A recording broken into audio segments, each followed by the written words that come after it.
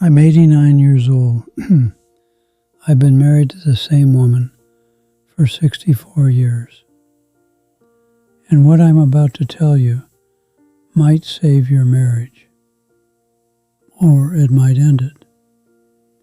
But either way, you need to hear it.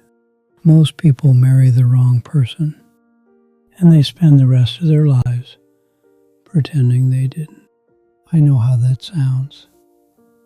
Harsh, bitter, like I'm some old man who gave up on love.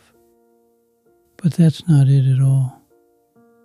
I love my wife deeply, more now than ever. But it took us 30 years to get there. 30 years. And I need to tell you why. When I married Eleanor in 1961, I didn't know her. Not really. I knew she was beautiful. I knew she laughed at my jokes. I knew she made me feel like I was 10 feet tall. I knew I wanted her. But I didn't know her. We were 25. We'd been dating for 8 months. That seemed like forever back then. Everyone got married young. You didn't live together first. You didn't have long conversations about life goals and values. You just knew you wanted to be together, and you made it official. The first 5 years were good. We were young. We were in love. We had our first child. Everything felt like an adventure. Then reality set in. She wanted to go back to work after our son was born. I said no. Men provided. Women raised children. That's how it worked. We fought about it for 2 years. She resented me. I didn't understand why. I was giving her everything.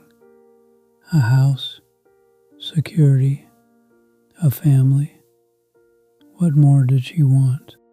I wanted her to be grateful. She wanted to be seen. For years we lived like roommates. Polite, functional. We raised our kids. We went to church. We hosted dinners. From the outside we looked perfect. Inside, we were strangers who shared a bed. I blamed her. She was never satisfied, never happy, always wanting something different than what we had. She blamed me.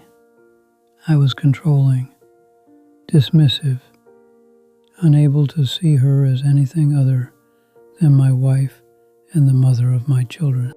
We were both right.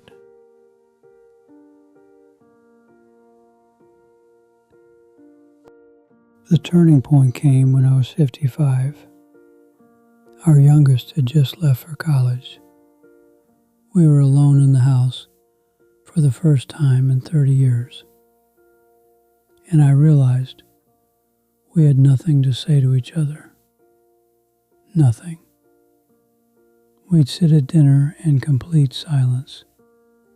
She'd read, I'd watch TV. We were two people living separate lives under one roof.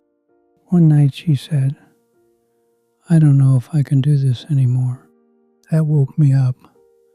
I thought she meant dinner. She meant the marriage. We almost divorced. Right there at 55 years old. After 3 decades and 4 children and a whole life built together. We almost threw it all away. But we didn't. And here's why. We finally had an actual conversation. Not about bills or schedules or the kids. About us. About who we were. About what we wanted. About what we'd lost.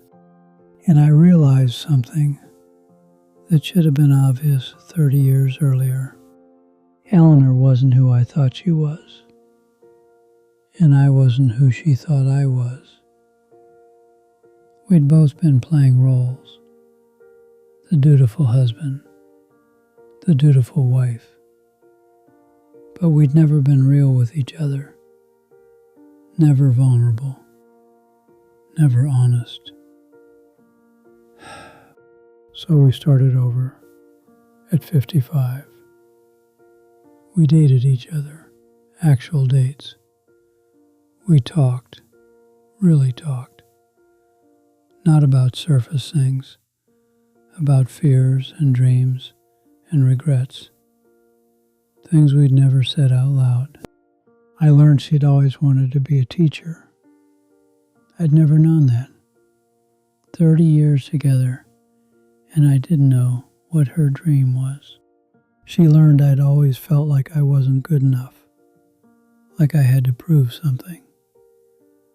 She'd never known that either. Slowly, over years, we became friends.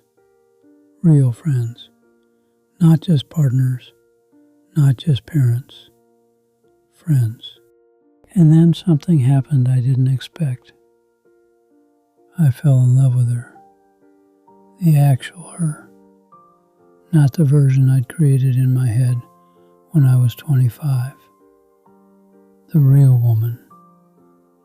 The complicated, brilliant, stubborn, kind woman I'd been living with for 3 decades without really seeing. I'm 89 now. Eleanor's 89 too. We sit in our living room every morning and drink coffee and talk. We hold hands. We laugh. We know each other. Really know each other. And these are the best years of my life. But we lost 30 years.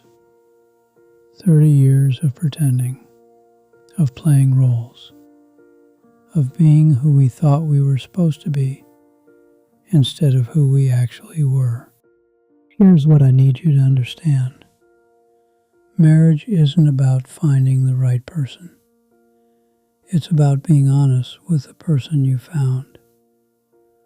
About seeing them, actually seeing them. Not the version you want them to be, the version they are. Most people can't do that. They marry an idea, a fantasy, and then they spend decades disappointed that their spouse isn't living up to the person they never were. If you're married and you feel distant, if you feel like roommates, if you're just going through the motions, you have 2 choices.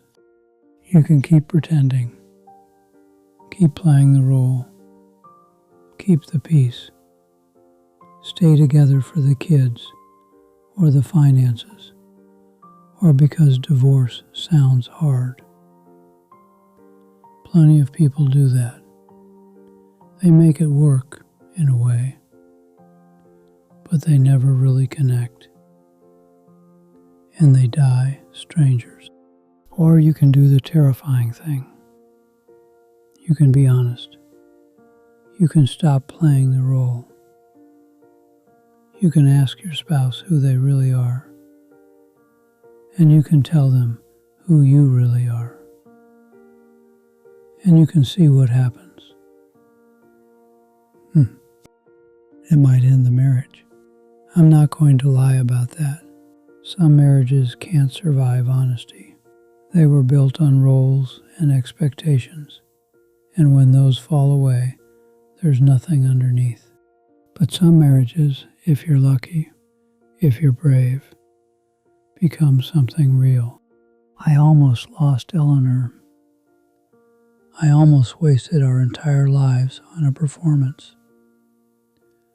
But we took the risk. We got honest. And we found each other. I'm 89 years old. I don't have many years left. Neither does she. But the years we have, they're real. They're honest. They're everything marriage should have been from the start. Don't wait until you're 55. Don't waste 30 years. If you're in a marriage that feels empty, do something about it now. Be honest now. See each other now. Or don't. But know what you're choosing. Time runs out faster than you think.